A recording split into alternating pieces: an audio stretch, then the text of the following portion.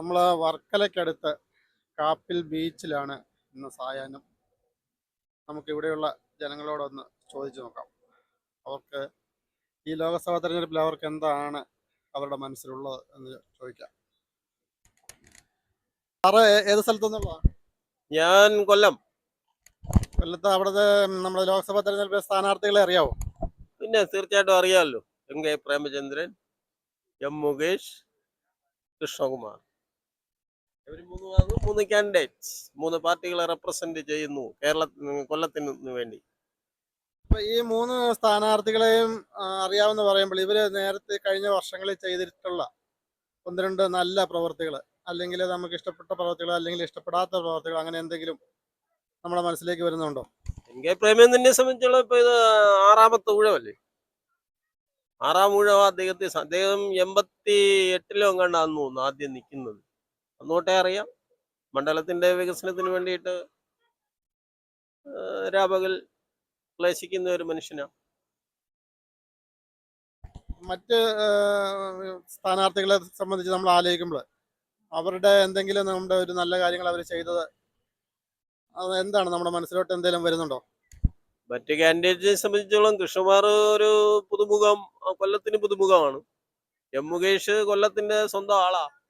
MLA ആയിട്ടൊക്കെ ഇത്തിരി കാര്യങ്ങൾ, നഗര കാര്യങ്ങളൊക്കെ ഇത്തിരി ചെയ്തിട്ടുണ്ട്. മണ്ഡലത്തിലുടനീളം ഇത്തിരി വികസന പ്രവർത്തനങ്ങൾക്ക് നേതൃത്വം കൊടുത്തിട്ടുണ്ട്. എനിക്ക് വ്യക്തിപരമായിട്ട് അറിയാവുന്ന ആളാണ്. ഞാനും അദ്ദേഹത്തിന്റെ പ്രോജക്റ്റുകളൊക്കെ നിർവഹിച്ചിട്ടുണ്ട്. പിന്നെ കൊല്ലത്തിന്റെ ഒരു പ്രതീക്ഷയാ എം മുകേഷ്, കൊല്ലത്തിന്റെ ഒരു പ്രതീക്ഷയാണ്. ഈ മുകേഷ് സാറിനെ കുറിച്ചല്ലേ നേരത്തെ എന്തോ കോൺഗ്രസ്സുകാർ കാണാനില്ല എന്നെന്തോ ഒരു പരാതി കൊടുത്തത്? അത് എനിക്ക് കാണുമല്ലോ, അത് രാഷ്ട്രീയ പ്രചരണം. അദ്ദേഹത്തിന്റെ ബൈ ലൈൻ ഓഫ് പ്രൊഫഷൻ, അദ്ദേഹം ഒരു സിനി ആർട്ടിസ്റ്റ് അല്ലേ. അപ്പൊ അതിൻ്റെതായ തിരക്കുകളൊക്കെ കാണും. എപ്പോഴും 24 മണിക്കൂറും മണ്ഡലത്തിൽ നിൽക്കാൻ പറ്റത്തില്ലല്ലോ. അദ്ദേഹത്തിന്റെ ഇതുമായിട്ട് ഇങ്ങനെ പോയി യാത്ര ചെയ്യും, കാര്യങ്ങളൊക്കെ നടത്തും. അതാ അദ്ദേഹത്തിന്റെ ശൈലി. അദ്ദേഹത്തിന് കൊല്ലത്ത് മണ്ഡലത്തിൽ എന്തെങ്കിലും ഓഫീസോ മറ്റോ ഉണ്ടോ? അപ്പൊ അദ്ദേഹം ഇല്ലാത്തപ്പോഴും കാര്യങ്ങൾ നടത്താനായിട്ട് MLA മണ്ഡലം ഓഫീസ് ഉണ്ടല്ലോ. ഞാനവിടെ വിസിറ്റ് പോയിട്ടുണ്ട്, പല കാര്യങ്ങൾക്കും പോയിട്ടുണ്ട്. അതിനൊന്നും കുഴപ്പമൊന്നുമില്ല. മണ്ഡലത്തിലെ വികസന പ്രവർത്തനങ്ങളൊക്കെ നോക്കുന്നതിലൊക്കെ അതീവ ശ്രദ്ധയോടെ ചെയ്യും. അതിനൊക്കെ ആളുകൾ വേറെ ഉണ്ട്. ഇദ്ദേഹത്തിനെല്ലാം അറിയാമല്ലോ, കൊല്ലത്തുകാരൻ തന്നെ അല്ലയോ. കൊല്ലത്തെ സംബന്ധിച്ചിടത്തോളം ഈ ഒരു ലോക്സഭാ ഇലക്ഷനിലെ പ്രധാന ഒരു ചിന്ത എന്താണ്? അടുത്ത ഈ ലോക്സഭാ ഇലക്ഷനിലെ പ്രധാന മുദ്രാവാക്യം എന്നൊക്കെ നമ്മൾ പറയുന്ന പോലെ എന്താണ് നമ്മുടെ ഒരു പ്രധാന വിഷയം? കൊല്ലത്തിന്റെ ശബ്ദം പാർലമെന്റിൽ മുഴങ്ങണം. കൊല്ലത്തിന്റെ ശബ്ദം പാർലമെന്റിൽ മുഴങ്ങണം. അതാണ് കൊല്ലത്തിന് ഒരുപാട് വികസന പ്രതീക്ഷകളുണ്ടല്ലോ. അതൊക്കെ പലതും പല വഴിക്ക്, പാതി വഴിക്കൊക്കെ ഇങ്ങനെ കിടക്കുക. അതൊക്കെ സഫലമാവണം. അതിന് പ്രാപ്തരായ ഒരാളിനെ വിടണം. അപ്പൊ എൻ.കെ. പ്രേമചന്ദ്രൻ ഇത്ര 6ാമത്തെ ഊഴമാണെന്ന് പറയുന്നു. അദ്ദേഹം ഇത്രയും വർഷങ്ങൾ പ്രവർത്തിച്ചിട്ടും പ്രവർത്തനങ്ങൾ ഇനിയും സഫലമാകാതെ നിൽക്കുന്നു എന്ന് പറയുമ്പോൾ അത് എത്ര ഇങ്ങനെ തെരുപോലെ നിരന്തരം വന്നു വരത്തില്ലേ? ഡിമാൻഡുകൾ ഇങ്ങനെ മാറി, അല്ലെങ്കിൽ കാലത്തിൻ്റെതായ മാറ്റങ്ങൾ കൊണ്ടുവരും. അപ്പോഴെല്ലാം വികസന പ്രതീക്ഷകളും അജണ്ടയൊക്കെ മാറി വരും. അത് കാലികമായിട്ടുള്ള കാര്യങ്ങളാണ്. സ്ഥായിയായ വികസനങ്ങൾ, ഇപ്പോൾ NHന്റെ വികസനം, അത് ആൾ ഓവർ കേരള നല്ല ഭംഗിയായിട്ട് പുരോഗമിക്കുന്നുണ്ട്. അതിലൊക്കെ ഉപരിതല ഗതാഗത വകുപ്പിനെ നമുക്ക് പ്രശംസിക്കണം. അത് നല്ല ഗഡ്കരിയൊക്കെ നല്ല ഒരു സമീപനം എടുത്തത് കൊണ്ടാണ്, അല്ലെങ്കിൽ അങ്ങനെ ഒരു നിലപാടിലോട്ട് കൊണ്ടുവന്നത്, കേരളത്തിന്റെ ആവശ്യം നമ്മൾ അവതരിപ്പിച്ച് കൊണ്ടുവന്നത് കൊണ്ടാണ് ഇപ്പൊ അത് സഫലമാവുന്നത്. ഇപ്പൊ 6 വരി 10 വരി ദേശീയപാത എന്നൊക്കെ പറഞ്ഞാൽ അത് നമ്മുടെ ഒരു സ്വപ്നം തന്നെയായിരുന്നു. അപ്പൊ അത് നമുക്ക് സമീപ ഭാവിയിൽ അത് യാഥാർത്ഥ്യമാകും, നമുക്ക് പ്രതീക്ഷിക്കാം. ഇപ്പം ഈ ദേശീയപാതയെ കുറിച്ച് നമ്മൾ പറയുമ്പോൾ നേരത്തെ നമുക്ക് ആയാലും ഈ പറഞ്ഞ കൂട്ട് ഒരുപാട് കൊല്ലം പോർട്ടുണ്ട്. അത് തന്നെ രാജ്യത്തിന്, തെക്കൻ ഇന്ത്യക്ക് മൊത്തത്തില് വികസനത്തെ ബാധിക്കുന്ന ഒരു പോർട്ടുണ്ടല്ലോ നമ്മളെ തിരുവനന്തപുരത്തെ. പോർട്ടിന്റെ പേരെന്തോ? വിഴിഞ്ഞം ഹാർബർ അത് വരുമ്പോഴത്തെ വലിയ പ്രതീക്ഷകളാണ് നമ്മളെ മുമ്പിൽ തുറന്നിടുന്നത്. കടലോളവും പ്രതീക്ഷകളാണെന്നാണ് പറയുന്നത്. അപ്പൊ അത് നമുക്ക് യാഥാർത്ഥ്യമാവും, സഫലമാവും. അടുത്ത വർഷം അത് യാഥാർത്ഥ്യമാകും. ഒപ്പം കൊല്ലം പോർട്ടും അനുബന്ധമായിട്ട് വികസിക്കും. അതാണ് ഒരു പ്രതീക്ഷ. നമ്മളെ നാഷണൽ ഹൈവേയുടെ വിഷയത്തിലേക്ക് ഒന്ന് തിരിച്ചു വരുമ്പോൾ, ഇപ്പോഴുള്ള നാഷണൽ ഹൈവേ നമുക്ക് പൈസയൊന്നും കൊടുക്കാതെ നമ്മുടെ ഒരു പൊതു സ്വത്ത് എന്ന നിലയിൽ നമുക്ക് ഉപയോഗിക്കാൻ പറ്റുമായിരുന്നു. ഇപ്പോൾ എനിക്ക് ഞാൻ മനസ്സിലാക്കിയത് അത് നമ്മൾ ഏതോ ഒരു പ്രൈവറ്റ് കമ്പനികൾക്ക് കൊടുത്തിരിക്കുകയാണ്. അപ്പം നമ്മുടെ സ്വത്ത് എന്നുള്ളതിൽ നിന്ന് മാറി ഇനിയിപ്പോൾ അത് ആ പ്രൈവറ്റ് കമ്പനിയുടെ കൺട്രോളിൽ വരും. പിന്നെ നമ്മൾ അതിലെ പോകണമെങ്കിൽ നമ്മൾ അതിനെ ടോൾ കൊടുക്കണം. അപ്പം അങ്ങനെയൊക്കെയുള്ള ഒരു മാറ്റം വരുമ്പോൾ അത് എങ്ങനെയാണ് നമ്മൾ ഉപരിതല ഗതാഗത മന്ത്രാലയത്തിന്റെ ഒരു വീഴ്ചയല്ലേ അത്, അല്ലാതെ പോരായ്മയല്ലേ, അല്ലാതെ അവരുടെ ഒരു നേട്ടമായിട്ട് നമുക്കത് കൂട്ടാൻ പറ്റുമോ? വികസന പദ്ധതികൾ ഏറ്റെടുക്കുമ്പോൾ ഇങ്ങനെ ചില തുടർ ചിലവുകളൊക്കെ നമുക്ക് പൗരന്മാരെന്നുള്ള രീതിയിൽ വരും. ഇപ്പം വാഹനം ഉപയോഗിക്കുമ്പോൾ അവരെ അതിന്റെ ടോള് ഈടാക്കുന്നുണ്ട്. ഇപ്പൊ 5 കൊല്ലമായിട്ട് ഞങ്ങൾ കൊടുത്തുകൊണ്ടിരിക്കുക, കൊല്ലക്കാരെന്നുള്ള രീതി കാവനാട് ഇത് കൊടുത്തുകൊണ്ടിരിക്കുകയാണ്. ഇത് കമ്മീഷൻ ചെയ്തതിന് ശേഷം ഞാനും കൊടുക്കുന്നുണ്ടായിരുന്നു. ഓരോ അതൊക്കെ ഒരു നാടിന്റെ ഒരു വികസനത്തിന് വേണ്ടിയിട്ടുള്ള ഒരു മുതൽക്കൂട്ടെന്ന് ഞാൻ ഉദ്ദേശിക്കുന്നു. എന്ന് പറയാൻ നമുക്ക് ലാഭമുണ്ടല്ലോ. പെട്രോള് 13 കിലോമീറ്റർ ഓടേണ്ട ഇടത്ത് 9 കിലോമീറ്റർ കൊണ്ട് എത്താൻ പറ്റും. അപ്പം 4 കിലോമീറ്റർ നമുക്ക് ലാഭമാണ്. ആ പൈസ നമുക്ക് ദേശത്തിന്റെ വികസനത്തിനായിട്ട് നമ്മൾ കൊടുക്കുന്നു എന്ന് വിചാരിച്ചാൽ മതി. ഈ 4 കിലോമീറ്ററിന്റെ നമ്മുടെ ഒരു ചെലവോ, നമ്മുടെ പെട്രോൾ ചെലവോ അല്ലെങ്കിൽ വാഹനത്തിന്റെ തേയ്മാനം എന്ന് പറയുന്നത് ഏകദേശം എത്ര രൂപ വരും? അതൊരു ഗുഡ് റൈഡിങ് കണ്ടീഷൻ അല്ലേ റോഡൊക്കെ? നല്ല റൈഡിങ് കണ്ടീഷനാണ്. നല്ല റൈഡിങ് കണ്ടീഷൻ ആകുമ്പോഴത്തേക്ക് വാഹനത്തിന് നല്ല സുഖം, യാത്രക്കാർക്ക് സുഖം, ഡ്രൈവർക്ക് സുഖം, ഒപ്പം പോക്കറ്റും സേഫാണ്. സമയലാഭമുണ്ട്. അപ്പൊ ടോൾ നമ്മൾ എത്ര രൂപയാണ് കൊടുക്കുന്നത്? ടോൾ ഇപ്പം അവിടെ കൊടുത്തോണ്ടിരിക്കുന്നത് നമ്മള് 50 ആയിരുന്നു തോന്നുന്നു. 50 രൂപയാണ് കൊല്ലത്ത്. ഇപ്പൊ ഇല്ലല്ലോ അത്. ഇപ്പം കഴിഞ്ഞ ഡിവൈഎഫ്ഐയുടെ ഒരു കൊല്ലം മുമ്പേ ഉള്ള പ്രക്ഷോഭണത്തോടെ അതങ്ങ് നിർത്തി. അവരൊരു സമരമൊക്കെ സംഘടിപ്പിച്ച് ആ ടോളങ്ങ് നിർത്തി. എന്ന് പറഞ്ഞാൽ റോഡ് അണ്ടർ കൺസ്ട്രക്ഷൻ ആണ്. അപ്പൊ അന്നേരം ഗുഡ് കണ്ടീഷൻ റോഡിനാണ് നമ്മൾ കൊടുക്കാനുള്ളത്. അപ്പൊ അതുകൊണ്ട് അത് നിർത്തി. ഇപ്പൊ അങ്ങോട്ട് ഇവിടെ ടോളൊന്നുമില്ല. ടോളിന്റെ ഇതെല്ലാം എടുത്ത് മാറ്റുകയും ചെയ്തു. അപ്പൊ ഈ 11 കിലോമീറ്ററിന് നമ്മൾ 50 രൂപ എന്ന് പറയുമ്പോൾ നമ്മൾ സാധാരണ ഒരു ബസ്സിൽ പോകുന്നതിന്റെ ബസ് ചാർജിനേക്കാളും കൂടുതലായ ഒരു തുകയല്ലേ വരുന്നത്? ഇല്ലല്ലോ, കഞ്ചക്ഷൻ ഇല്ലല്ലോ, റോഡ് കഞ്ചക്ഷൻ ഇല്ലല്ലോ. നമുക്ക് സമയമല്ലേ ഇപ്പോഴത്തെ പ്രധാന കാര്യം. സമയമാണ് പ്രാധാന്യം. എല്ലാവരും സമയം നോക്കിയല്ലേ ഓടുന്നത്. അപ്പൊ അതുകൊണ്ട് അതൊരു ഇതായിട്ട് നമുക്ക് കാണുന്നില്ല.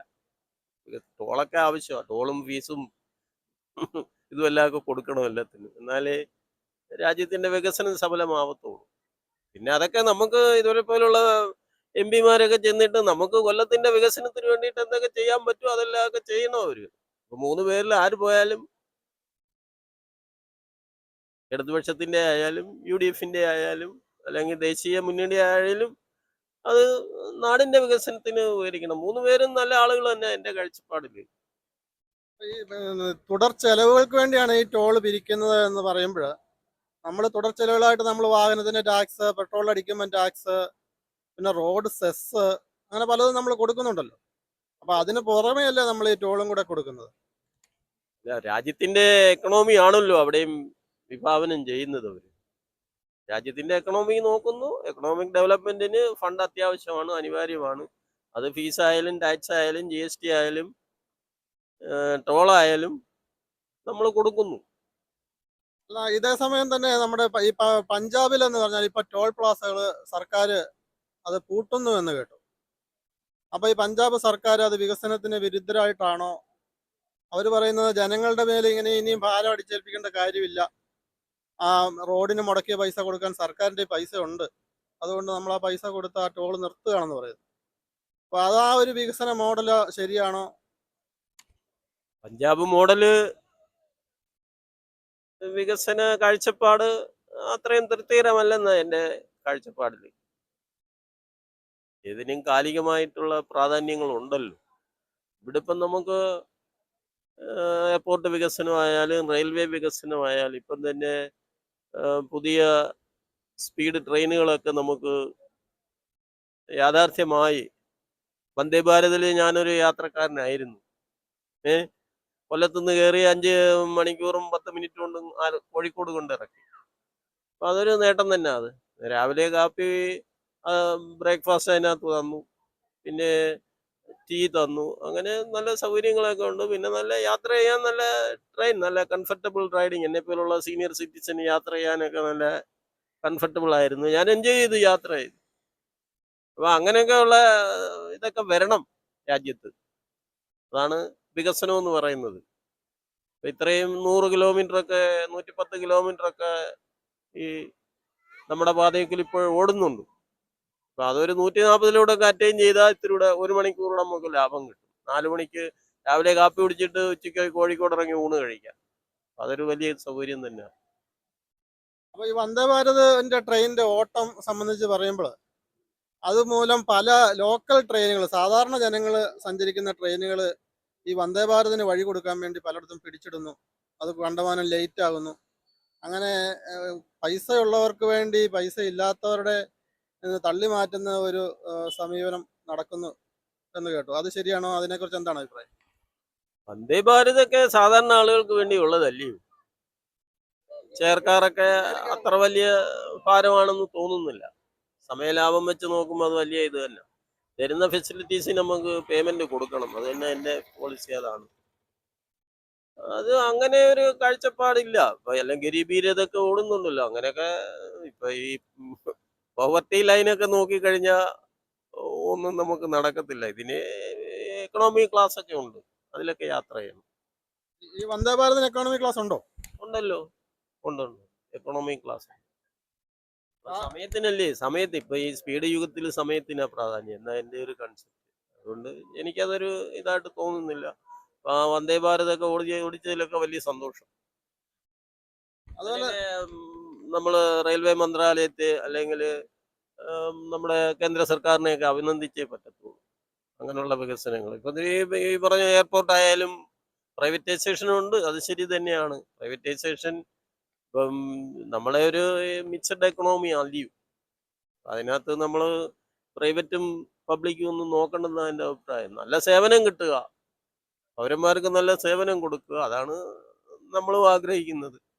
നല്ലപോലെ എന്തെങ്കിലും കാളവണ്ടി യുഗത്തിലല്ലല്ലോ നമ്മൾ ജീവിക്കുന്നത്. റോക്കറ്റ് യുഗമല്ലേ. അപ്പൊ അത് കറക്റ്റാണ്. പ്രൈവറ്റ് സെക്ടറിനെ കൊണ്ടുവരാൻ വേണ്ടി അവർക്ക് പുതിയ പ്രോജക്റ്റുകൾ കൊടുത്താൽ പോരെ. അല്ലാതെ നമ്മുടെ പൊതുജനത്തിന്റെ സ്വത്തായിട്ടിരിക്കുന്ന പദ്ധതികൾ അവർക്ക് വളരെ നിസ്സാരമായ വിലയ്ക്ക് അവർക്ക് കൊടുത്തിട്ട് അവർ അതിനെ വെച്ച് ചൂഷണം ചെയ്ത് ജനങ്ങളിൽ നിന്ന് കൂടുതലായിട്ടുള്ള ഫീസുകൾ ഈടാക്കുന്ന ഒരു സംഭവം ആണോ നല്ലത്? അതോ പ്രൈവറ്റ് സെക്ടറിന് വരണമെങ്കിൽ അവർക്ക് പുതിയ സ്ഥലം കൊടുത്ത് അവർ പുതിയൊരു പ്രോജക്റ്റ്, പുതിയ വിമാനത്താവളം അല്ലെങ്കിൽ പുതിയ പോർട്ട് ഒക്കെ തുടങ്ങുന്നതല്ലേ അതിന്റെ ശരിയായ നടപടി? പബ്ലിക് സെക്ടറിന് ആവുമ്പോഴത്തേക്ക് അതിന് അതിൻ്റെതായ ഡ്രാബാക്കുകൾ. ഇപ്പം 10-75 വർഷമായില്ലേ നമുക്ക് സ്വാതന്ത്ര്യാനന്തരം നമ്മൾ ഭരിച്ചിട്ട്. പക്ഷേ നമ്മളൊരു പ്രൈവറ്റ് വികസന തന്ത്രം അത് ഹാപ്റ്റാണ്. അവരതിൽ വീഴ്ചയില്ല. അദാനി പോർട്ടായാലും മറ്റ് എയർപോർട്ടുകളായാൽ തന്നെയും അവിടെയൊക്കെ നല്ല ഫെസിലിറ്റീസ് കൊടുക്കുന്നുണ്ട്. അപ്പോൾ ആ ഫെസിലിറ്റീസ് ഇപ്പൊ ഈ മോഡേൺ യുഗത്തിൽ ഇപ്പം കൂടുതലും യാത്രക്കാർ ചെറുപ്പക്കാരല്ലയോ. 80% അവരാണ്. അവരൊക്കെ IT രംഗത്തും മറ്റ് ശാസ്ത്ര സാങ്കേതിക രംഗങ്ങളിലും പിന്നെ ട്രേഡേഴ്സും ആയിട്ടൊക്കെ അങ്ങനെയൊക്കെ ഒരു മറ്റ് പ്രോജക്റ്റുകളുടെയും മറ്റ് വികസന അജണ്ടകളുമായിട്ടൊക്കെ ഇങ്ങനെ ചുറ്റിപ്പറക്കുന്നവരാണ്. അവർക്ക് എപ്പോഴായാലും സ്പീഡ് ട്രാവലാണ് അവർ ഉദ്ദേശിക്കുന്നത്. അപ്പോൾ ഇതുപോലുള്ള മിന്നൽ ട്രെയിനുകളൊക്കെയാണ് ഇനി വേണ്ടത് നമുക്ക്. ഏ അതൊരു റോക്കറ്റ് ട്രെയിനൊക്കെ വരുന്നുണ്ട് ഇപ്പോൾ. നമ്മൾ ഈ ചെറുപ്പക്കാരെ കുറിച്ച് സ്പീഡും ഒക്കെ ഇഷ്ടപ്പെടുന്ന മനുഷ്യനാണ് ഞാൻ. അങ്ങനെയാണ് എൻ്റെ ശൈലി, അങ്ങനെയാണ്. ഈ ചെറുപ്പക്കാരെ കുറിച്ച് നമ്മൾ പറയുമ്പോൾ അതോടൊപ്പം നമ്മൾ നമ്മുടെ പ്രായമായവരെ കുറിച്ച് കൂടി ചിന്തിക്കണമല്ലോ. ഇപ്പൊ ട്രെയിനുകളിൽ പ്രായമായവർക്ക് നൽകിയിരുന്ന സൗജന്യങ്ങൾ വെട്ടിക്കുറച്ചൊന്നോ ഇല്ലാതാക്കിയെന്നോ ഒക്കെ പറയുന്നത് കേട്ടോ. അതിനെ കുറിച്ച് എന്താണ് അഭിപ്രായം? എല്ലാം സൗജന്യം അല്ലയോ. അതിൻ്റെ ഇടയ്ക്ക് ഇനിയിപ്പം സീനിയർ സിറ്റിസൺ ഫെസിലിറ്റീസ് വേണം. സൗജന്യ റേറ്റ് ഒന്നും അങ്ങനെ ചോദിക്കുന്നില്ല. ഇപ്പം പുനഃസ്ഥാപിച്ചെന്നാണല്ലോ ഞാൻ കേട്ടത്. ഈയിടെ പ്രസ്താവിച്ചോ അത്? പുനഃസ്ഥാപിച്ചെന്നാ ഞാൻ കേട്ടത്. അപ്പം ഒരു 30% കണ്ട് കൺസെഷൻ ഉണ്ടായിരുന്നു. ഞാനത് എൻജോയ് ചെയ്തതാ. പല ഈ കൊറോണയ്ക്കൊക്കെ മുമ്പേ. അതിനുശേഷമല്ലേ ഇത് എടുത്തു കളഞ്ഞത്. അപ്പൊ അത് പുനഃസ്ഥാപിക്കുക. അപ്പോഴത്തെ ഒരു ചെറിയ ആശ്വാസമൊക്കെ കിട്ടും. ഞങ്ങളുടെ പോക്കറ്റിൽ ഞങ്ങളൊക്കെ പോക്കറ്റിന് കനം ഇല്ല, കുറഞ്ഞവരാണല്ലോ. അപ്പൊ പിന്നെ ഇത്തിരിയൊക്കെ ഒരു ആനുകൂല്യങ്ങളൊക്കെ കിട്ടിയാൽ കൊള്ളാം. സീനിയർ സിറ്റിസൺ അതിപ്പം ഗവൺമെന്റും സംസ്ഥാന ഗവൺമെന്റും കേന്ദ്ര ഗവൺമെന്റും സീനിയർ സിറ്റിസൺ ഫ്രണ്ട്ലി ആയിട്ടൊക്കെ ഇപ്പം നിയമനിർമ്മാണങ്ങളൊക്കെ ഉടനെ ഉണ്ടാവും. പാർലമെന്റ് ആയാലും നിയമസഭയിലായാലും സീനിയർ സിറ്റിസന് മറ്റേ ഫെസിലിറ്റീസ് ഒക്കെ ഓഫർ ചെയ്തുകൊണ്ടുള്ള പുതിയ യാത്രാ സൗകര്യങ്ങളൊക്കെ ഏർപ്പെടുത്തിക്കൊണ്ടുള്ള റിസർവേഷനൊക്കെ ഉണ്ടല്ലോ. സൂപ്പർ ഫാസ്റ്റിലായാലും ട്രെയിനിൽ 30% കൺസെഷൻ ഉണ്ട്. അതൊക്കെ നല്ലത് തന്നെയാണ്. എനിക്കും കിട്ടിയതാണ്. ഇപ്പൊ നമുക്ക് 600 രൂപ കൊടുക്കേണ്ടിടത്ത് 450 നിന്ന് നമുക്ക് നല്ലതല്ലേ. 150 രൂപ കൊണ്ട് നമുക്ക് വേറെ എന്തെങ്കിലും കാര്യങ്ങൾ, ഒരുപാട് കാര്യങ്ങൾ ചെയ്യാമല്ലോ. അവിടെ അങ്ങനത്തെ ഒരു സൗകര്യം തന്നെയാണ്. സീനിയർ സിറ്റിസൺ സൗഹൃദമായിരിക്കണം. സമൂഹവും അങ്ങനെ ആയിരിക്കണം, രാജ്യവും അങ്ങനെ ആയിരിക്കണം, ഗവൺമെന്റുകളും ഡിപ്പാർട്ട്മെന്റും അങ്ങനെ തന്നെയാണ്. അവർക്കൊക്കെ അത് ശ്രദ്ധയുണ്ട്, ശ്രദ്ധയില്ല എന്ന് പറയണ്ട. എന്നുള്ളത്. കൊല്ലം. അവിടുത്തെ സ്ഥാനാർത്ഥികളെയൊക്കെ അറിയാം. അറിയാം. ആരൊക്കെയാണ് പ്രധാനപ്പെട്ട സ്ഥാനാർത്ഥികൾ? NK Premachandran, M Mukesh, Krishnakumar. ഈ സ്ഥാനാർത്ഥികൾ മുൻകാലങ്ങളിൽ ചെയ്തിട്ടുള്ള എന്തെങ്കിലും ഒരു നല്ല കാര്യം നിങ്ങളുടെ ഓർമ്മയിലേക്ക് ഈ 3 സ്ഥാനാർത്ഥികളെയും കുറിച്ച് ഓർക്കുമ്പോൾ അവർ ചെയ്തിരിക്കുന്ന എന്തെങ്കിലും ഒരു നല്ല കാര്യം നമുക്ക് ഓർമ്മ വരുന്നുണ്ടോ? M മുകേഷ് ഞങ്ങളുടെ ഇപ്പോഴത്തെ MLA ആണ്. അപ്പോ അങ്ങനെ പ്രത്യേകിച്ച് പറയാൻ മാത്രം എനിക്കൊന്നും ഓർമ്മ കിട്ടുന്നില്ല സത്യം പറഞ്ഞ. മറ്റു 2 സ്ഥാനാർത്ഥികളെ കുറിച്ചോ? കൃഷ്ണകുമാർ ഇപ്പോ ജയിച്ചിട്ടില്ലല്ലോ, നിൽക്കുന്ന ആളല്ലേ. പിന്നെ MP എന്ന നില പ്രേമചന്ദ്രൻ ഒരുപാട് കാര്യങ്ങൾ ചെയ്തിട്ടുണ്ട്. ക്വസ്റ്റ്യൻസ് ഒക്കെ റേസ് ചെയ്ത് എന്ന് കേട്ടിട്ടുണ്ട്. അപ്പം കൃഷ്ണകുമാർ ജയിച്ചിട്ടില്ല എന്നെങ്കിലും പൊതുപ്രവർത്തന രംഗത്ത് MP MLA എന്ന നിലയിലല്ല, ഒരു പൊതുപ്രവർത്തനം എന്ന നിലയിൽ ചെയ്തിട്ടുള്ള എന്തെങ്കിലും ഒരു കാര്യം ഓർമ്മ വരുന്നുണ്ടോ? ഇല്ല, 3 പേരും നല്ല കാൻഡിഡേറ്റ്സ് തന്നെയാണ്. അപ്പോ അങ്ങനെ പ്രത്യേകിച്ച് പറയാൻ വേണ്ടി ഒന്നും ഓർമ്മ കിട്ടുന്നില്ല സത്യം പറഞ്ഞ. ഇപ്പൊ പെട്ടെന്ന് ചോദിച്ചോണ്ട്. ഇപ്പോൾ ഈ തെരഞ്ഞെടുപ്പിൽ വോട്ട് ചെയ്യാൻ പോകുന്നുണ്ടോ? ഉണ്ട്, കന്നി വോട്ടറാണ്, ആദ്യമായിട്ട് വോട്ട് ചെയ്യുന്നത്. ഈ തെരഞ്ഞെടുപ്പിൽ നിങ്ങൾ വോട്ട് ചെയ്യാൻ പോകുമ്പോൾ ഒരു സ്ഥാനാർത്ഥിയെ നമ്മൾ തെരഞ്ഞെടുക്കുമ്പോൾ അതിൽ നമ്മുടെ എന്താണ് നമ്മൾ അതിനകത്ത് കണക്കിലെടുക്കുന്നത്? ഇവരുടെ എന്ത് പ്രവർത്തനങ്ങളാണ് കണക്കിലെടുത്താണ് നമ്മൾ അവരെ ഇന്നയാൾക്ക് വോട്ട് ചെയ്യണം എന്ന് തീരുമാനിക്കാൻ പോകുന്നത്? അല്ല, പ്രവർത്തന മികവ് തന്നെയാണ് മെയിനായിട്ട് നോക്കേണ്ടത്. വേറെ പിന്നെ അവരുടെ സ്വഭാവം, ആളുകളോട് എങ്ങനെ പെരുമാറുന്നു, അതെല്ലാം. ഇപ്പൊ ഈ യുവജനങ്ങളുടെ ഒരു ആഗ്രഹം എന്താണ്? അടുത്ത ഒരു 5 കൊല്ലം കൊണ്ട് ഇന്ത്യ യുവജനങ്ങൾക്ക് വേണ്ടി സർക്കാർ എന്തെങ്കിലും ചെയ്യണമെന്നുള്ള ആഗ്രഹമുണ്ടോ? എന്താണ് നിങ്ങൾ പ്രതീക്ഷിക്കുന്നത്? അതെ, ഇപ്പോ തൊഴിൽ ക്ഷാമം ഉണ്ടല്ലോ, അപ്പൊ അതൊക്കെ മാറ്റണം. പിന്നെ വേറൊരു പ്രശ്നമാണ് ഇപ്പം വിലക്കയറ്റം, അപ്പൊ അതും അഡ്രസ് ചെയ്യണം. അങ്ങനെ പൊതുവെ എല്ലാ രീതിയിലും ഒരു ഓവറോൾ ഡെവലപ്മെന്റ് കൊണ്ടുവരണമെന്നാണ്. ഈ തൊഴിൽ ക്ഷാമത്തിന് എന്താണ് കാരണം ആയിട്ട് എന്തെങ്കിലും ഒരു നമുക്ക് അതിനെക്കുറിച്ച് ചിന്തിച്ചിട്ടുണ്ടോ? എന്തുകൊണ്ടാണ് ഇവിടെ തൊഴിൽ ക്ഷാമം സംഭവിക്കുന്നത് എന്ന് ചിന്തിച്ചിട്ടുണ്ടോ? ഓവർ പോപ്പുലേഷൻ തന്നെയാണ് മെയിൻ ആയിട്ടുള്ള ഒരു കാര്യം. പിന്നെ രണ്ടാമത്തെ എന്ന് വെച്ചാല് നമ്മുടെ ഇപ്പം എല്ലാവരും തന്നെ ഇപ്പൊ കേരളത്തിലെ കാര്യം എടുക്കുകയാണെങ്കിൽ തന്നെ ബാച്ചിലർ ഡിഗ്രി ഉള്ളവരും അങ്ങനെ പഠിച്ച ആൾക്കാരുടെ എണ്ണം കൂടുതലാണ്. പക്ഷെ അതിന് അത്രയ്ക്ക് ഉള്ള സ്കിൽഡ് ആയിട്ടുള്ള ജോലി കിട്ടുന്നുണ്ടോ എന്നുള്ള കാര്യം സംശയമാണ്. ഇപ്പൊ എല്ലാവർക്കും ഡിഗ്രി ഉള്ളവർക്കും എല്ലാവർക്കും പറ്റി.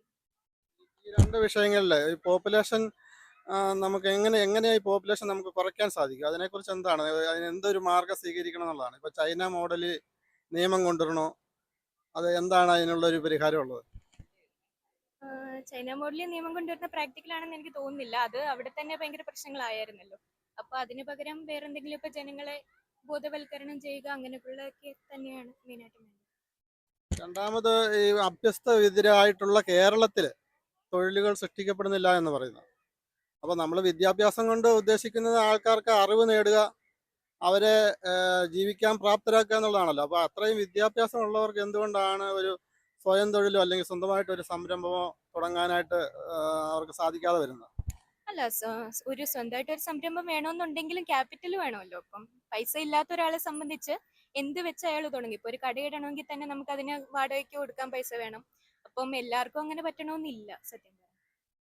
അല്ല, ഇപ്പൊ കേരള സർക്കാർ തന്നെയും ഒത്തിരി പദ്ധതികൾ, സ്വയം തൊഴിൽ സ്റ്റാർട്ടപ്പുകളെ പ്രോത്സാഹിപ്പിക്കാൻ ഒത്തിരി പദ്ധതികളുണ്ടോ എന്നൊക്കെ കേട്ടു. അങ്ങനെ എന്തെങ്കിലും പദ്ധതികളെ കുറിച്ച് കേട്ടിട്ടുണ്ടോ? അതുപോലെ തന്നെ കേന്ദ്ര സർക്കാരിന്റെ മുദ്ര ലോൺ പോലുള്ള പദ്ധതികൾ, അങ്ങനെയുള്ള എന്തെങ്കിലും പദ്ധതികളെ കുറിച്ച് കേട്ടിട്ടുണ്ടോ? സ്റ്റാർട്ടപ്പിനെ പറ്റി കേട്ടിട്ടുണ്ട്. അതെ, കേട്ടിട്ടുണ്ട്. അപ്പൊ ഇത്രയും പദ്ധതികളൊക്കെ ഉണ്ടായിട്ടും എന്തുകൊണ്ടാണ് ജനങ്ങള് ഈ കേരളം വിട്ട് വേറെ ഏതെങ്കിലും ഒരു രാജ്യത്ത് പോകാനായിട്ട് ആഗ്രഹിക്കുന്നത് എന്തുകൊണ്ടാണ്? ഒത്തിരിയും കുട്ടികൾ കേരളം വിട്ടു പോവുകയാണല്ലോ. അതിന്റെ പ്രധാന ഒരു കാരണം എന്താണ്? എനിക്ക് തോന്നുന്നത് ചിലപ്പോൾ ജീവിത നിലവാരമായിരിക്കാം എന്ന് തോന്നുന്നു. എനിക്കറിയില്ല. അത് പോകുന്നവരെ സംബന്ധിച്ച് എനിക്ക് തോന്നുന്ന ജീവിത നിലവാരമാണെന്ന് തോന്നുന്നു. Okay, thank you. ഏത് സ്ഥലത്തുനിന്നുള്ള? എന്റെ സ്ഥലം ഓയിരാണ്. അവിടെ ആരൊക്കെയാണ് സ്ഥാനാർത്ഥികൾ? സ്ഥാനാർത്ഥികൾ പ്രേമേന്ദ്രനും മുകേഷും. അപ്പൊ ഈ സ്ഥാനാർത്ഥികളെ നേരത്തെ പരിചയമുണ്ടോ? കെ പ്രേമേന്ദ്രനെ പരിചയമുണ്ട്, മുകേഷിനെ അല്ലാതെ പരിചയമുണ്ട്. സിനിമയിലും മറ്റ് ഇതിലൊക്കെ കണ്ടിട്ടുണ്ട്, അല്ലാതെ ഒന്നും പരിചയമില്ല. ഇവര് മുൻകാലങ്ങളിൽ ചെയ്തിട്ടുള്ള എന്തെങ്കിലും ഒരു പ്രവർത്തനങ്ങൾ ഓർമ്മ വരുന്നുണ്ടോ? ഇവര് നല്ലൊരു എന്ന് പറയുമ്പോഴത്തേന് നമുക്ക് പ്രേമേന്ദ്രനാണ് ഇത്തിരി കൂടെ ബെറ്റർ. പിന്നെ മുകേഷിനെ നമുക്ക് ഒഴിവാക്കാൻ പിന്നെ ഇടത് തരംഗമാണ് ഇപ്പോൾ ഉള്ളത് ഞങ്ങളുടെ അവിടെയൊക്കെ. നമ്മുടെ ഓയൂര് ആ ഭാഗങ്ങളിൽ ഇടത് തരംഗം നിലനിൽക്കുന്നത്. അവർ വന്നെങ്കിലേ നീ നമുക്ക് മുന്നോട്ട് പോകാൻ പറ്റൂ, വേറെ വന്നിട്ട് കാര്യമില്ല. അപ്പൊ ഈ പ്രേമചന്ദ്രൻ ഈയിടെ പ്രധാനമന്ത്രിയുടെ കൂട്ടത്തില് അത്താഴ വിരുന്നിൽ പങ്കെടുത്തു. അതൊക്കെ ഒരു വിവാദമാക്കിയിരുന്നല്ലോ. അതിനെക്കുറിച്ച് എന്താണ് ഒരു അഭിപ്രായം? നമുക്ക് പ്രത്യേകിച്ച് ഒരു അഭിപ്രായമൊന്നുമില്ല. ഇപ്പൊ നമ്മൾ ആദ്യമായിട്ട് വോട്ട് ചെയ്യാൻ പോവുകയാണ്. ഇപ്പൊ ആദ്യമായിട്ട് നമ്മൾ വോട്ട് ചെയ്യാൻ പോയാ വോട്ട് മുകേഷിന് തന്നെ കൊടുക്കുകയും ചെയ്യും. ഞാനൊരു ഇടതുപക്ഷ പാർട്ടിക്കാരനാണ്. അപ്പൊ നമ്മുടെ ഇത് ഇടത് തരംഗത്തിന് എന്താണ് ഒരു കാരണമായിട്ട് എന്തെങ്കിലും തോന്നിയോ? എന്താണ് ഇടത് തരംഗം ഉണ്ടാകാൻ കാരണം? കാരണം പൊതുവെ പല കാരണങ്ങളുണ്ട്. നമ്മള് പല കാരണങ്ങളെന്ന് വെച്ചാൽ നമുക്ക് പെൻഷൻ ആണെങ്കിലും മറ്റു കാര്യങ്ങളാണെങ്കിലും ഇപ്പൊ ഈ ദുരിതാശ്വാസം ഇത് വന്നപ്പോഴും ഈ വെള്ളപ്പൊക്കം വന്നപ്പോഴും എല്ലാം വളരെയേറെ ഇതായിട്ട് ഇടതുപക്ഷം വളരെ ഇതായിട്ട് നോക്കി. അങ്ങനെയൊക്കെ ഉള്ള കാര്യങ്ങളുണ്ട്. പിന്നെ പെൻഷൻ, റേഷൻ കടയിലെ കാർഡ്, BPL, APL അങ്ങനെയൊക്കെയുള്ള പ്രശ്നങ്ങൾ എല്ലാം ഒരുമാതിരി മുന്നോട്ട് കൊണ്ടുപോകുന്ന സർക്കാർ ഉണ്ടായിട്ടാ. മറ്റെല്ലാം ഒത്തുകളിയാ, കോൺഗ്രസ് ഒത്തുകളി, തങ്ങളടി ഗ്രൂപ്പ് അടി പ്രശ്നം. ഇവിടെ തന്നെ വർക്കല തന്നെ. ഇവിടുത്തെ സ്ഥാനാർത്ഥികളെയൊക്കെ പരിചയമുണ്ടോ? എല്ലാവരെയും അറിയാം, എല്ലാവരെയും നല്ല പരിചയമുണ്ട്. അപ്പൊ ഇവര് ഇവിടുത്തെ സ്ഥാനാർത്ഥികൾ 3 പേര് പ്രധാനപ്പെട്ടത്, ഇവരുടെ മുൻകാല പ്രവൃത്തികൾ എന്തെങ്കിലും നല്ല പ്രവൃത്തികൾ നമ്മുടെ മനസ്സിലോട്ട് ഓർമ്മയായിട്ട് വരുന്നുണ്ടോ? ഇവരെ പറ്റി പറയുകയാണെങ്കിൽ ഇപ്പൊ അടൂർ പ്രകാശ് നേരത്തെ കേരളത്തിന്റെ മന്ത്രിയായിരുന്ന ആളാണ്, റവന്യൂ വകുപ്പ് മന്ത്രിയായിരുന്ന ആളാണ്. വർക്കലയുടെ ഇന്ന് കാണുന്ന എന്ത് വികസനത്തിനും ഏറ്റവും പ്രധാനപ്പെട്ട കാര്യം എന്ന് പറയുന്ന വർക്കല താലൂക്കിന്റെ രൂപീകരണമാണ്. ആ വർക്കല താലൂക്ക് രൂപീകരിച്ചത് കഹറായിരുന്നെങ്കിലും അടൂർ പ്രകാശാണ് അന്ന് മന്ത്രിയായിരുന്നത്, റവന്യൂ മന്ത്രിയായിരിക്കുന്നത്. പിന്നെ അടുത്ത സ്ഥാനാർത്ഥി എന്ന് പറയുന്നത് ജോയിയാണ്. ജോയിയും വർക്കല ഹോസ്പിറ്റലിന് മറ്റ് സ്കൂളുകൾക്ക് അങ്ങനെ ഒരുപാട് വികസന പ്രവർത്തനങ്ങൾ, ഒരുപാട് നല്ല കാര്യങ്ങളും അദ്ദേഹവും ചെയ്തിട്ടുണ്ട്. അപ്പോൾ നല്ല ഏത് കാര്യങ്ങൾക്കും പങ്കെടുക്കുകയും മറ്റുമൊക്കെ ചെയ്യുന്ന ഒരു ആളാണ് ഈ ജോയി എന്ന് പറയുന്നത്. പിന്നീട് ഉള്ളത് കേന്ദ്രമന്ത്രി എന്ന് പറയുന്ന മുരളീധരനാണ്. അദ്ദേഹം പക്ഷേ ഈ കേന്ദ്രമന്ത്രിയാണെങ്കിൽ ഇവിടെ അങ്ങനെ കൂടുതൽ കാര്യങ്ങൾ എന്തെങ്കിലും ചെയ്തതായിട്ട് നമുക്ക് കാണാൻ പറ്റുന്നില്ല. പിന്നെ കേന്ദ്രത്തിന്റെ മൊത്തത്തിലുള്ള മോഡി സർക്കാരിന്റെ വികസനങ്ങളുടെ ഭാഗമായിട്ട് നമുക്കും കുറെ വികസനങ്ങളൊക്കെ കിട്ടിയിട്ടുണ്ട്. ആറ്റിങ്ങൽ ബൈപ്പാസ് ആയാലും പിന്നീട് മറ്റുള്ള കുറെ ട്രിവാൻഡ്രത്ത് ആയാലും കുറെ വികസനം കിട്ടി. പക്ഷെ അതിന് ഇദ്ദേഹത്തിന്റെ എന്തെങ്കിലും പരിശ്രമം ഉള്ളതായിട്ട് തോന്നുന്നില്ല. ഈവൻ നമ്മുടെ ഇവിടെ അനുവദിച്ച 1-2 ഫ്ലൈ ഓവറുകളുണ്ട് വർക്കല അനുവദിച്ചിരിക്കുന്ന ഇടവേലത്തതും. അതുമൊന്നും ഇതുവരെ യഥാർത്ഥത്തിൽ ഒന്നും കാര്യക്ഷമമായിട്ട് നടക്കുന്നതായിട്ട് തോന്നുന്നില്ല അതിന്റെ വർക്കുകളൊന്നും. വർക്കല റെയിൽവേ സ്റ്റേഷന് വേണ്ടിയിട്ട് 2 കവാടമാണ് ആദ്യം പറഞ്ഞിരുന്നത്, ഈ 150 കോടിയുടെ കൊണ്ട് മറ്റേ പ്രോജക്റ്റ് വരുന്നതിൽ. ഇപ്പം അതിനകത്ത് ഫ്രണ്ടിലത്തെ ഗേറ്റ് ഇപ്പോൾ ഒഴിവാക്കിയിരിക്കുകയാണ്. ഈ കഴിഞ്ഞ ആഴ്ച വന്നിരിക്കുന്ന റെയിൽവേ ബോർഡിന്റെ ആൾക്കാർ വന്നിട്ട് അതിന് ക്യാൻസൽ ചെയ്തിരിക്കുന്നു. ഇനി ഇപ്പോഴത്തേക്ക് നമ്മുടെ വർക്കല മൈതാനത്തോട്ടുള്ള ഗേറ്റ് മാത്രമേ ഉണ്ടാവുള്ളൂ, മറ്റേ ഗേറ്റ് ഇല്ല. അത് ഒഴിവാക്കാൻ പോവുകയാണ്. 2 ഗേറ്റിൽ 1 ഗേറ്റ് ഒഴിവാക്കുകയാണ്. ഇന്നത്തെ പത്രത്തിലുണ്ട്, മാതൃഭൂമി വായിച്ചാൽ കാണാം, അതിൻ്റെ അകത്ത് വാർത്തയുണ്ട്. അപ്പൊ ഇത് കണക്കാണ് സ്ഥാനാർത്ഥികൾ. യഥാർത്ഥത്തിൽ മുരളീധരൻ വിചാരിച്ച കുറച്ചുകൂടെ വികസനം കൊണ്ടുവരാൻ തീർച്ചയായിട്ടും കഴിയുമായിരുന്നു. പക്ഷെ അദ്ദേഹം ചെയ്തു എന്ന് ഒരു തോന്നലില്ല. എന്തായാലും ഉള്ള സത്യമാണ്, തോന്നിട്ടില്ല. പക്ഷെ സെൻട്രൽ ഗവൺമെന്റ് ഒരുപാട് കാര്യങ്ങൾ ചെയ്യുന്നുണ്ട്, ഒരുപാട് വികസന പ്രവർത്തനങ്ങളുണ്ട്, എല്ലാം അംഗീകരിക്കുന്നുണ്ട്. പക്ഷെ നമ്മുടെ കടമെന്ന് പറയുന്നത് 3 ഇരട്ടി 70 കൊല്ലം കൊണ്ടുണ്ടാക്കിയ കടത്തിൻ്റെ 3 ഇരട്ടിയാണ് കഴിഞ്ഞ 10 വർഷം കൊണ്ടുണ്ടാക്കിയത്. അതും നമ്മൾ കാണേണ്ട ഒരു കാര്യം തന്നെയാണ്. പിന്നെ മൊത്തത്തിൽ നോക്കുമ്പോഴത്തേക്ക് ലോക്സഭയിൽ എപ്പോഴും ഒന്നുകിൽ ഏറ്റവും വലിയ കക്ഷി അല്ലെങ്കിൽ ഏറ്റവും വലിയ പ്രതിപക്ഷം ഇങ്ങനെയുള്ളവർ പോകുന്നതായിരിക്കും നല്ലതെന്നാണ് തോന്നുന്നത്. ഈ ഒന്നോ രണ്ടോ പേര് വന്നിട്ട് എന്തോ ചെയ്യാനാ? അവർക്ക് പാർലമെന്റ് എന്ത് സംസാരിക്കാൻ പറ്റും? അവർക്ക് എന്തെങ്കിലും ഒരു ഗ്രൂപ്പ് ഉണ്ടാക്കി സംസാരിക്കാനോ ഒരു ബ്ലോക്കായിട്ട് എന്തെങ്കിലും ചെയ്യാനോ മറ്റോ കഴിയുമെന്ന് തോന്നുന്നില്ല. പക്ഷെ വ്യക്തിപരമായിട്ട് ജോയി നല്ല വ്യക്തി തന്നെയാണ്, കാര്യങ്ങൾ ചെയ്യുന്നുണ്ട്. ഇപ്പം നമ്മളെ MLA എന്നുള്ള നിലയിൽ നല്ല കാര്യങ്ങൾ ചെയ്യുന്നുണ്ട്, ശരിക്കും കാര്യങ്ങൾ ചെയ്യുന്നുണ്ട്. പക്ഷെ ലോക്സഭ തെരഞ്ഞെടുപ്പ് എപ്പോഴും നാഷണൽ പാർട്ടികൾ വരുന്നത് തന്നെയായിരിക്കും നല്ലതെന്നാണ് തോന്നുന്നത്. ഈ പ്രാദേശിക പാർട്ടികളുടെ ഇന്ത്യയിലുള്ള കടന്നുകയറ്റമാണ് യഥാർത്ഥത്തിൽ ഇന്ത്യൻ പാർലമെന്ററി രംഗത്തെ ഇപ്പം മോശപ്പെട്ട അവസ്ഥയ്ക്ക് കാരണം. കാരണം ഓരോ സ്റ്റേറ്റിൽ ചെന്നാലും നാഷണൽ ലെവലിൽ നമ്മൾ നോക്കുമ്പോഴത്തേക്ക് അവിടെ കോൺഗ്രസ് ഉണ്ട്, പക്ഷെ അത് നശിച്ച് അങ്ങറ്റത്തെ അവസ്ഥയിലെത്തിയിട്ടുണ്ട്. അതിന് പ്രധാനപ്പെട്ട കാരണം ഈ പ്രാദേശിക പാർട്ടികൾ തന്നെയാണ്. യഥാർത്ഥത്തിൽ BJPക്ക് ബദലായിട്ട് ഇന്ത്യയിൽ മൊത്തം വരേണ്ടത് ഒരു കോൺഗ്രസ് അല്ലെങ്കിൽ ഏതെങ്കിലും ഒരൊറ്റ പ്രതിപക്ഷ പാർട്ടിയാണ്. അതിന് പകരം ഓരോ സ്റ്റേറ്റിലും പ്രാദേശിക പാർട്ടികളും, അത് ഈ 1, 2, 3 MP പാർട്ടികളും ഒരു 28 BJPയുടെ ഗ്രൂപ്പിൽ എനിക്കൊന്ന് 32 പാർട്ടികളും കണ്ടിട്ടുണ്ട്. ഇന്ത്യ മുന്നണിക്കകത്ത് 27 പാർട്ടികളുണ്ട്. ഇവരെല്ലാവരും കൂടെ ചേർന്നൊരു മന്ത്രിസഭ ഉണ്ടാക്കിയവരെന്ത് ചെയ്യും? ഇവർക്ക് ഭരിക്കാൻ പറ്റുമോ? ഒന്നും ചെയ്യാൻ പറ്റില്ല. ഇവർ തമ്മിലടിക്കും, ഇവർ പരസ്പരം കാലുവാരും, അല്ലെങ്കിൽ ഇവർ അഴിമതികൾ കാണിക്കും. എന്തായാലും കഴിഞ്ഞ 10 വർഷമായിട്ട് ഇന്ത്യയിൽ ഭരണം എന്ന് പറയുന്നത് ഒരു സ്ട്രോങ് ആയിട്ടുള്ള ഭരണം തന്നെയാണ്. ലോകം ശ്രദ്ധിക്കുന്നുണ്ടായിരുന്നു നമ്മുടെ വികസനം വളരെ ഇതിൽ തന്നെയാണ്, ഫാസ്റ്റ് ട്രാക്കിലാണ്. വേൾഡിൽ നിന്ന് ഏറ്റവും വളരുന്ന എക്കോണമി ഇന്ത്യയുടെ തന്നെയാണ്. ചൈനയെ നമ്മൾ കഴിഞ്ഞ 3 വർഷമായിട്ട് പിന്തള്ളി നമ്മൾ തന്നെയാണ് വേൾഡിൽ 1ാം സ്ഥാനത്തേക്ക്. അങ്ങനെയുള്ള ഒരുപാട് വികസന പ്രവർത്തനങ്ങൾ ഇന്ത്യ ലെവലിൽ നടക്കുന്നുണ്ട്. നല്ല ഇതായിട്ട് തന്നെയാണ് തോന്നുന്നത് ഇന്ത്യ ലെവലിൽ ശ്രദ്ധിക്കുമ്പോഴത്തേക്ക്. നമ്മൾ ആദ്യമായിട്ട് ഈ പ്രാദേശിക പാർട്ടികളുടെ പ്രസക്തി എന്ന് പറയുമ്പോൾ നമ്മുടെ ഇന്ത്യയുടെ ഭരണഘടനയും അതുപോലെ തന്നെ നമ്മുടെ പാർലമെന്റിന്റെ നിയമങ്ങളും ഒക്കെ അനുസരിച്ച് നമ്മൾ ആരെ ജയിപ്പിച്ചു വിട്ടാലും ആ പാർലമെന്റിൽ ഒരു ചർച്ചയിൽ അദ്ദേഹം വോട്ട് ചെയ്യുന്ന അയാളുടെ ഇഷ്ടത്തിനല്ല. അയാളുടെ പാർട്ടിയുടെ പ്രസിഡന്റ് ഏത് രീതിയിൽ വോട്ട് ചെയ്യണമെന്ന് പറയുന്നോ പാർട്ടിയുടെ വിപ്പ് അനുസരിച്ച് വോട്ട് ചെയ്യാൻ പറ്റുള്ളൂ. അപ്പോഴേ നമുക്ക് പ്രാദേശിക പാർട്ടികളില്ല, ഇപ്പോൾ 2 പാർട്ടികൾ മാത്രമേ ഉള്ളൂ എന്നൊരു സ്ഥിതി വന്നു കഴിഞ്ഞാൽ രാജ്യം ഈ 2 പേരുടെ ചൊൽപ്പടിക്കായി പോകത്തില്ല, ഒരു ബഹുസ്വരത ഇല്ലാതെ വരികയല്ലേ? ഇല്ല, നമുക്ക് ഒരിക്കലും അങ്ങനെ പറയാൻ പറ്റത്തില്ല. അമേരിക്കയിൽ എത്ര പാർട്ടികളുണ്ട്? 2 പാർട്ടിയല്ലേ ഉള്ളൂ. ഫെഡറലുകളും നാഷണലിസ്റ്റുകളും കൺസർവേറ്റീവ്സും മാത്രമല്ലേ ഉള്ളൂ അവിടെ. ബ്രിട്ടനിൽ അങ്ങനെയല്ലേ? എന്ന് വിചാരിച്ച് അവിടെ ജനാധിപത്യം ഇല്ലാതിരിക്കുകയാണോ? ലോകത്തിലെ ഏറ്റവും നല്ല ജനാധിപത്യ രാജ്യങ്ങളിലൊന്നാണ് അമേരിക്ക എന്ന് പറയുന്നത്. അവിടെ എല്ലാവർക്കും അധിക കാര്യങ്ങൾ പറയാൻ സാധിക്കുന്നുണ്ട്, അവരുടെ എല്ലാ അഭിപ്രായങ്ങളും എക്സ്പ്രസ് ചെയ്യാൻ പറ്റുന്നുണ്ട്. നമ്മളെക്കാളും ഒരു പക്ഷേ ഫ്രീഡം ഉണ്ട് അവിടെ. ഇത് പറയുന്നത് പ്രാദേശിക പാർട്ടികൾ വേണ്ട എന്നല്ല അതിൻ്റെ അർത്ഥം. ഈ പ്രാദേശിക പാർട്ടികളുടെ അതിപ്രസരം, ഇവരുടെ സ്വാധീനം, ഇവരുടെ അഴിമതി, ഇവരുടെ അത്യാഗ്രഹം, ഇത് കാരണം നമ്മുടെ രാഷ്ട്രീയ രംഗം വളരെ മലീമസമായിട്ടുണ്ട് ഓരോ സ്റ്റേറ്റുകളിലും. അപ്പം അതിനേക്കാളും നല്ല ലോക്സഭയിലത്തേക്ക് 2 അല്ലെങ്കിൽ 3 പാർട്ടികളെ നമുക്ക് അംഗീകരിക്കാം, അത് മതി. അതിൻ്റെ അപ്പുറം നമുക്ക് ആവശ്യമില്ല. എന്തിനാ ഇവർക്ക് എല്ലാവർക്കും അഴിമതി നടത്താനുള്ള അവസരം കൊടുക്കുന്നത്? ഇത് ഒന്നുമില്ലെങ്കിൽ ഒരു ഗ്രൂപ്പ് കയറി ഇരുന്ന് അഴിമതി കാണിച്ച് കുറെ സമ്പാദിച്ചു കഴിഞ്ഞാൽ അടുത്തതിന് വരുമ്പോഴെങ്കിലും അവർ ഒത്തിരിയെങ്കിലും മര്യാദയായിട്ട് ചെയ്യില്ലേ? അങ്ങനെയെങ്കിലും ചിന്തിക്കാമല്ലോ. ഇവർ മാറിയും തിരിഞ്ഞും കയറി കഴിഞ്ഞാൽ ഇവരെല്ലാവരും അഴിമതി കാണിക്കും. അഴിമതി മുക്തം ഒരിക്കലും നമ്മളെ നാടാവാൻ പോകുന്നില്ല. എല്ലാവരും അഴിമതിക്കാരാണ്, ഒരുത്തരില്ലാതെ എല്ലാവരും അഴിമതിക്കാർ തന്നെയാണ്. അവസരം കിട്ടിയാൽ അവരത് മുതലെടുക്കും, തീർച്ചയായിട്ടും മുതലെടുക്കും. അങ്ങനത്തെ രാഷ്ട്രീയക്കാർ തന്നെയാണ് നമ്മുടെ നാട്ടിൽ നിന്നുള്ളത്. അപ്പൊ നമ്മൾ പറയുന്നുണ്ട് മൊത്തത്തിൽ അഴിമതിയാണ് എന്ന് പറയുന്നു. അഴിമതി അപ്പൊ നമ്മൾ ഈ 2 പാർട്ടികൾ 2 3 പാർട്ടികൾ മാത്രം കേന്ദ്രത്തിൽ വന്നു, അവർ അഴിമതിക്കാരുമാണ്. അപ്പൊ അഴിമതിക്കാരുടെ ഒരു ബഹുമുദ്ര എന്ന് പറയുന്ന അവർ പൈസക്ക് വേണ്ടി എന്തും ചെയ്യും.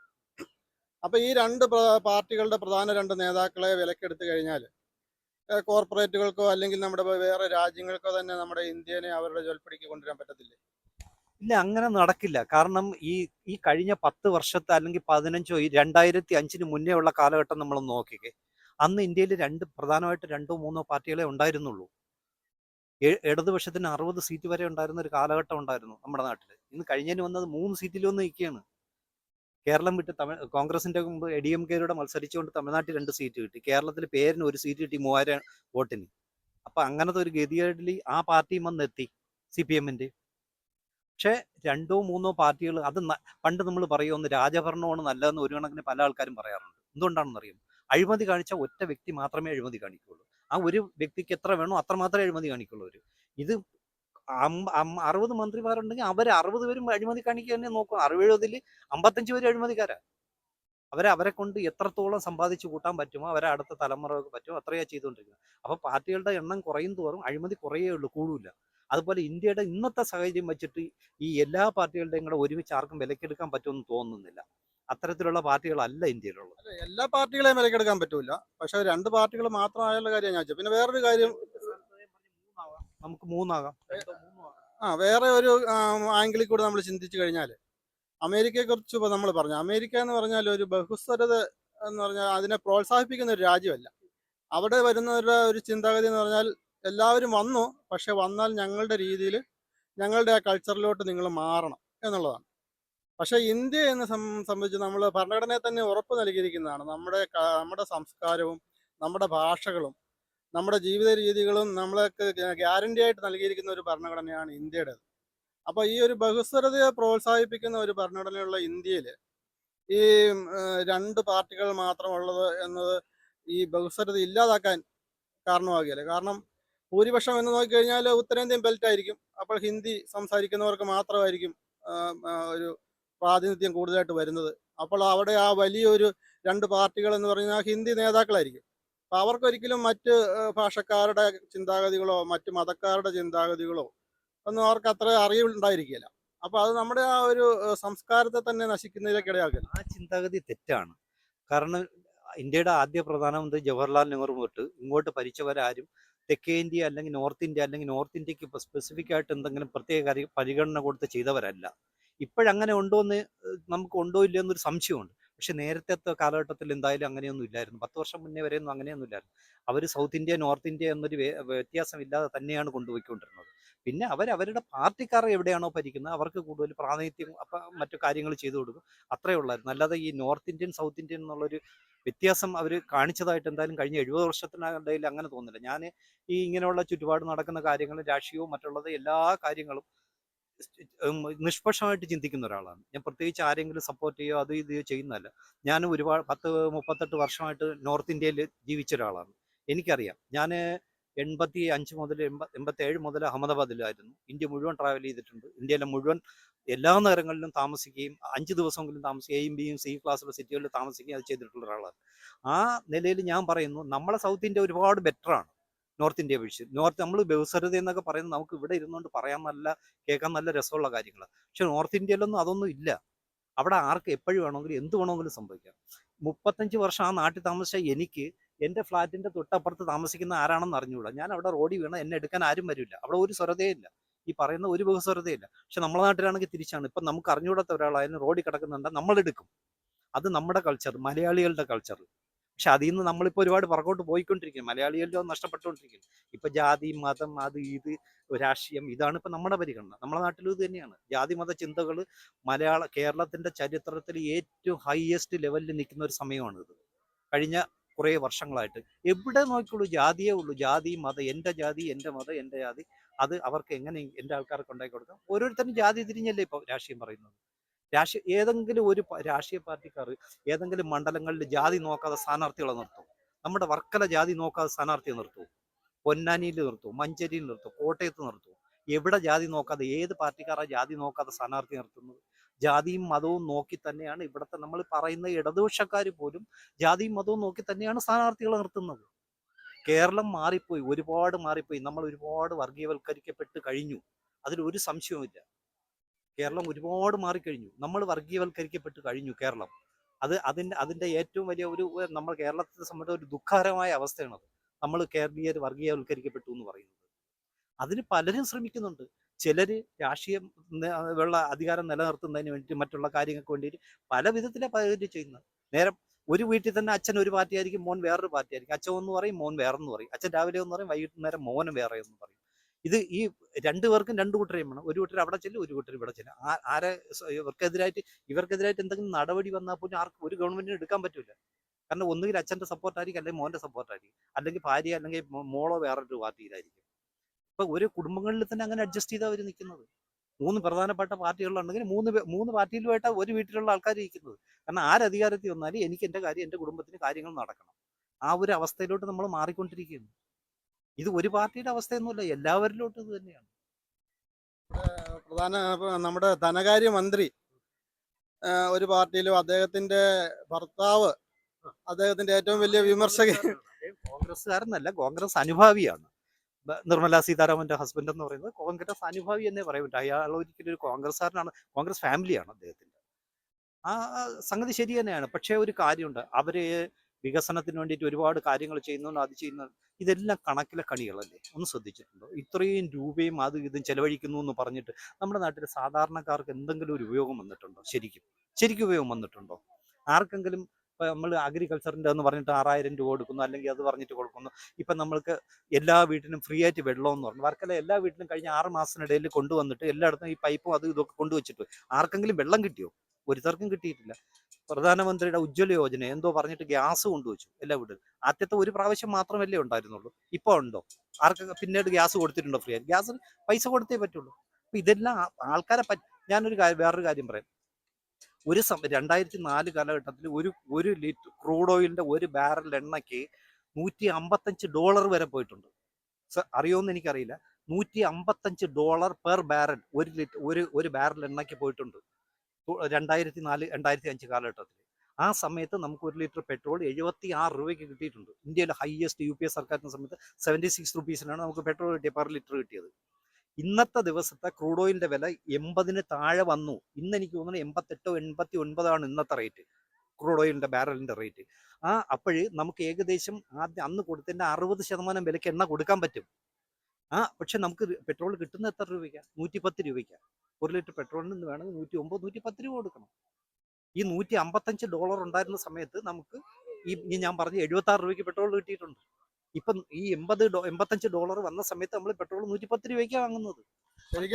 ശരിക്കും നമുക്ക് 35 രൂപയ്ക്ക് കിട്ടേണ്ട പെട്രോളാണ് ഇത്. ഇത്രയാണോ നമ്മുടെ ഒരു 164 ലിറ്റർ ഒരു ബാരൽ എണ്ണ, അതിന്റെ ഡിവൈഡ് ചെയ്ത് ഇന്നത്തെ ഡോളറിന്റെ എക്സ്ചേഞ്ച് റേറ്റ് വെച്ച് മൾട്ടിപ്ലൈ ചെയ്ത് നമുക്ക് ഒരു ലിറ്റർ എണ്ണ അതിനെ ശുദ്ധീകരിച്ചെടുക്കുന്നതിന് മാക്സിമം വരുന്ന എക്സ്പെൻസ് എന്ന് പറഞ്ഞാൽ 3 to 4 റുപ്പീസാണ്. എനിക്ക് ONGC ആയിട്ട് നല്ല ബന്ധമുള്ള, നല്ല കാര്യങ്ങൾ അതുമായിട്ട് ബന്ധമുള്ള എൻ്റെ വീട്ടിലുള്ള ഒരുപാട് പേര് ONGC വർക്ക് ചെയ്തിട്ടുണ്ട്. 3 രൂപയ്ക്ക് അടുത്ത് മാത്രമേ ഇതിന്റെ ക്രൂഡ് ഓയിൽ ഇത് വെറുതെ ഇരിക്കുന്നതിനുള്ള റേറ്റ് ഉള്ളൂ. ഈ വന്ന ക്രൂഡ് ഓയിലിന്റെ എണ്ണയുടെ പുറത്ത് അത്രേ കൺവേർഷൻ ചാർജസ് ഉള്ളൂ. പക്ഷെ ഇവര് നമ്മളെ ബാക്കി കൊള്ളയടിക്കുക പെട്രോളിന്റെ ഇതിന് ലിറ്ററിന്റെ. ഇപ്പൊ സ്റ്റേറ്റ് ഗവൺമെന്റ് ഈ മറ്റുള്ള ഗുജറാത്തിൽ പോയാൽ നമ്മൾ ഗുജറാത്തിൽ നിന്ന് എന്ത് എടുത്താൽ നാക്കെടുത്ത് ആദ്യം കുറ്റമാണ്. ഗുജറാത്തിൽ 1 ലിറ്റർ പെട്രോളിന് ഇന്നത്തെ ദിവസം 92 രൂപയേ ഉള്ളൂ. നമ്മളിവിടെ 107 രൂപയ്ക്കാണ് വാങ്ങുന്നത്. ഞാൻ അവിടെ പോകുമ്പോൾ, അവിടെ കമ്പനി പോകുമ്പോൾ അവിടെ പെട്രോൾ അടിക്കുന്നത് ഞങ്ങൾ 92 രൂപയ്ക്കാണ്. ഇവിടെ അതേസമയത്ത് ഇവിടെ അടിക്കാൻ 107 രൂപയ്ക്കാണ് പെട്രോൾ. അവരെല്ലാവരും 4 രൂപ 5 രൂപ കുറച്ചപ്പോൾ ഇവിടെ 2 രൂപ കൂട്ടുകയത്. അപ്പൊ എല്ലാവരും നമ്മുടെ വരുമാനം വർദ്ധിപ്പിക്കുക. നമുക്ക് ജനങ്ങളെ ഇതെങ്ങനെ ബാധിക്കുന്നു, എന്ത് കാര്യം, ഇൻഫ്ലേഷന്റെ ഏറ്റവും വലിയ ഒരു കാര്യം എന്ന് പറയുന്നത്, വിലക്കയറ്റത്തിന്റെ ഏറ്റവും പ്രധാനം എന്ന് പറയുന്നത് നമ്മുടെ പെട്രോളിയം ഉൽപ്പന്നങ്ങളുടെ വിലക്കയറ്റം തന്നെയാണ്. പെട്രോളിയം ഉൽപ്പന്നങ്ങൾക്ക് വില കയറി കഴിഞ്ഞാൽ മറ്റുള്ള എല്ലാ സാധനങ്ങൾക്കും വില കയറും. ഇത് ഭരണത്തിലിരിക്കുന്നവർക്ക് അറിഞ്ഞുകൂടാതെയൊന്നുമല്ല. കഴിഞ്ഞ 10 വർഷത്തിനിടയിൽ 10 ലക്ഷം കോടി രൂപയായിരിക്കും അധികം നരേന്ദ്രമോദി സർക്കാർ കൊണ്ടുപോയത് ഇതിൽ നിന്നുള്ള വിൻഫാൾ ടാക്സും മറ്റുമൊക്കെ ആയിട്ട്. 10 ലക്ഷം രൂപ മിനിമം കൊണ്ടുപോയിട്ട് 10 ലക്ഷം കോടി രൂപ 10 ലക്ഷം കോടി രൂപ മിനിമം കൊണ്ടുപോയിട്ടുണ്ട് എക്സ്ട്രാ ടാക്സിങ്ങിലൂടെ. പക്ഷെ അതുകൊണ്ട് ജനങ്ങൾക്ക് അതിൻ്റെതായ ഒരു ഉപയോഗം ഉണ്ടായോ? ഇല്ല. ഞാൻ പറയട്ടെ, അപ്പൊ ഈ വിലക്കയറ്റത്തിന്റെ ഏറ്റവും പ്രധാനം പെട്രോളിയം ഉൽപ്പന്നങ്ങളുടെ വിലക്കയറ്റം. പക്ഷെ അതിന് തന്നെയും ഒരു കാരണമായിട്ട് വരുന്നത് നമ്മുടെ നാണ്യപ്പെരുപ്പമാണ്. നാണ്യപ്പെരുപ്പം, അതുപോലെ തന്നെ നമ്മുടെ ഡോളറുമായിട്ടുള്ള ഇന്ത്യൻ രൂപയുടെ വിലത്തകർച്ച. അത് ആ വിലത്തകർച്ച ഡോളറുമായിട്ടുള്ള വിനിമയം 50 രൂപയിലോട്ട് എത്തിക്കും എന്നൊരു വാഗ്ദാനത്തിലാണ് പ്രധാനമന്ത്രി കയ്യിൽ.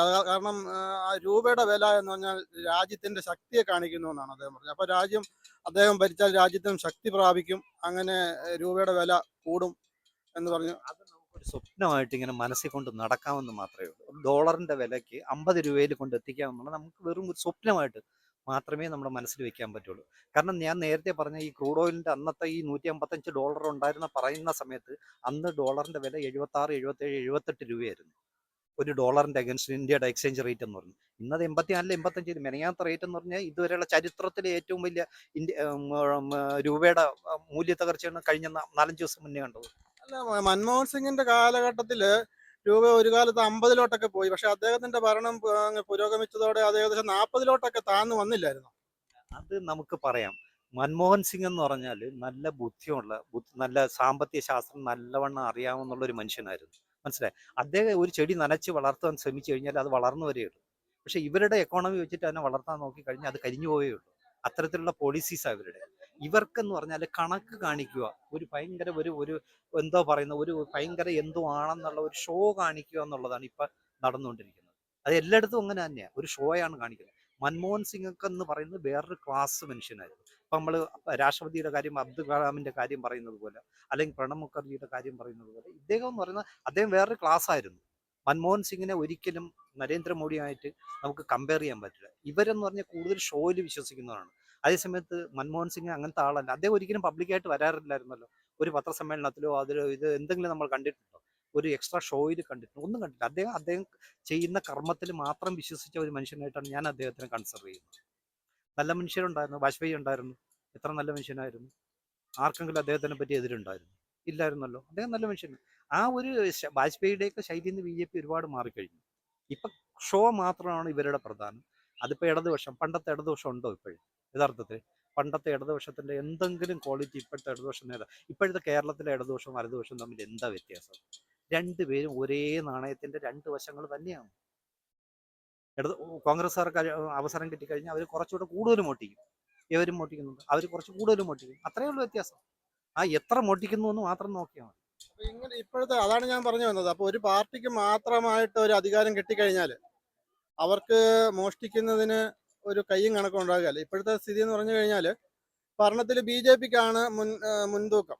മറ്റ് 28 കക്ഷികളോളം അവരോട് ഉണ്ടെന്ന് പറഞ്ഞാലും അവരാരാണെന്ന് പോലും ജനങ്ങൾക്ക് അറിയത്തില്ല. അവരാരും ഒരു വാ പോലും തുറക്കാറില്ല. അവരെന്തെങ്കിലും ഒന്ന് പറഞ്ഞു കഴിഞ്ഞാൽ നാളെ EDയോ CBIയോ ഇൻകം ടാക്സോ അവരുടെ വീട്ടിൽ ചെല്ലും. അപ്പോൾ ആ ഒരു സ്ഥിതിയിൽ നിന്നും ഒരു മാറ്റം ഈ പ്രാദേശിക കക്ഷികൾക്ക് ഉണ്ടാക്കാൻ സാധിക്കില്ല. കാരണം ഇപ്പോഴത്തെ ഇന്ത്യ സഖ്യത്തിൽ ഞാൻ നോക്കിയിടത്തോളം ആം ആദ്മി പാർട്ടി പോലെയുള്ള അഴിമതിക്കെതിരെയുള്ള പാർട്ടികളും കൂടെ ചേർന്നിരിക്കുകയാണ്. ആം ആദ്മി പാർട്ടിയുടെ ആൾക്കാരാണ് ഇപ്പൊ ഏറ്റവും കൂടുതൽ ജയിലിൽ കിടക്കുന്നത് അഴിമതിയുടെ പേരിൽ. നമ്മൾ അതും ശ്രദ്ധിക്കണം. ആം ആദ്മി പാർട്ടിയുടെ മുഖ്യമന്ത്രി ജയിലിൽ, ആം ആദ്മി പാർട്ടിയുടെ ഫേസ് എന്ന് പറയുന്ന അദ്ദേഹം തന്നെ ജയിലിലാണ്. നമ്മൾ അതെന്താ കാണാത്തെ? അതിന് തെറ്റുണ്ടോ ഇല്ലയോ എന്നുള്ളത് നമ്മുടെ കോടതികൾ അവസാന വിധി വരുമ്പോഴേ നമുക്ക് അറിയാൻ പറ്റുള്ളൂ. പക്ഷെ ഇന്നത്തെ അവസ്ഥ എന്താ? അവരും അഴിമതിക്കാരാണെന്നുള്ള ഒരു ലേബലിലല്ലേ നിൽക്കുന്നത്. ഒരുപക്ഷെ മറ്റുള്ളവരുടെ അഴിമതി മറച്ചു വെക്കാൻ വേണ്ടിയിട്ട് ഇവരെ അഴിമതിക്കാരല്ലാത്തവരെ ഇങ്ങനെ കുരുക്കുന്നതും ആകാം.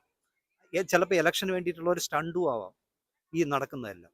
പക്ഷെ എന്നാലും അവരെയും ഇപ്പം അഴിമതിയുടെ ഒരു ഇതിൽ ഒരു മറയിൽ നിർത്തിയിരിക്കുകയാണല്ലോ. ഒരുപാട് പാർട്ടികൾ ഇപ്പൊ മമതാ ബാനർജി നമുക്കറിയാം, അത് ഒരു സ്റ്റേറ്റിൽ, കർണാടകത്തിൽ അല്ല കേരളത്തിൽ അല്ല തമിഴ്നാട്ടിൽ വരുമ്പോഴത്തേക്ക് DMK, ഇനി ആന്ധ്രയിൽ പോയി കഴിഞ്ഞാൽ ജഗൻമോഹൻ റെഡ്ഡി, തെലങ്കാനയിൽ നിന്ന് ഇപ്പൊ പുറത്തു പോയി മറ്റേ ഇദ്ദേഹത്തിന്റെ സർക്കാർ, ഇപ്പൊ കോൺഗ്രസ് വന്നതോടെ. അതുപോലെ ഓരോ സ്റ്റേറ്റിനും ഇവരിങ്ങനെ ഭരിക്കുമ്പോഴത്തേക്ക് ഇവരെല്ലാവരും കൂടെ വന്ന് ഒരുമിച്ച് വന്നിട്ട് എന്തോ ചെയ്യും?